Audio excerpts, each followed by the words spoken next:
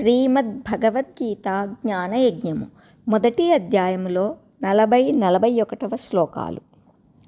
కులక్షయే ప్రణశ్యంతి కులధర్మాః సనాతనాః ధర్మే నష్టే కులం కృత్సం అధర్మోభిభవత్యుత.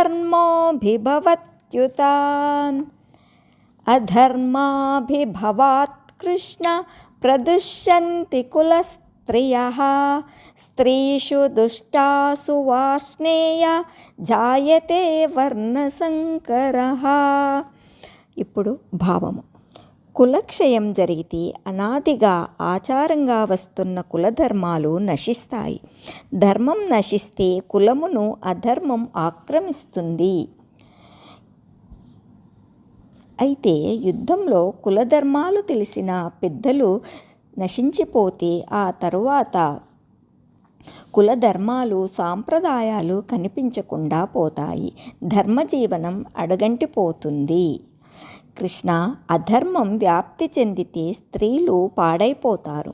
స్త్రీలు చెడిపోతే వర్ణసంకరం జరుగుతుంది. వివరణ. అర్జునుడు ఇప్పుడు ధర్మం గురించి చెబుతున్నాడు. వివాహం అనేది ధర్మం. అందుకే భార్యని ధర్మపత్ని అన్నారు. పెళ్లికి ముందు వరుడు మనమిద్దరము గృహస్థ ధర్మాలను ఆచరిస్తూ ధర్మాచరణ ఫలితంగా చక్కని సంతానాన్ని పొందుదాం అని వరుడు వధువుతో సంస్కృతంలో వాగ్దానం చేస్తాడు. వాస్తవానికి భార్య వల్లనే భర్త అన్ని విధాల ప్రయోజనాలను సాధిస్తాడు. భార్య వల్లే భర్తకు అన్నీ సమకూరుతాయి. పూజలు, వ్రతాలు, నోములు, హోమాలు, యజ్ఞయాగాదులు చేస్తున్నప్పుడు పక్కన స్త్రీ ఉన్నప్పుడే చేయాలంటారు. స్త్రీలు ఎన్నో విధాలుగా గృహాలను చూస్తున్నప్పుడు స్త్రీలను రక్షింపవలసిన బాధ్యత పురుషులపైనే ఉంది.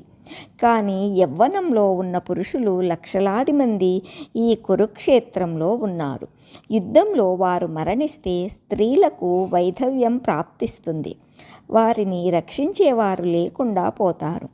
అలాంటి పరిస్థితుల్లో బలహీనతలకు తల వంచుతారేమోనని, వర్ణసంకరం ఏర్పడుతుందని బాధపడుతున్నాడు అర్జునుడు. ఈ శ్లోకంలో కృష్ణుణ్ణి అర్జునుడు వార్ష్ణేయ అన్నాడు, సంబోధించాడు. వార్ష్ణేయ అంటే శ్రీకృష్ణుడు వృష్ణీ వంశమునకు చెందినవాడు కనుక కృష్ణ భగవానుణ్ణి వార్ష్ణేయ అని పిలుస్తారు. హరి ఓం తత్సత్.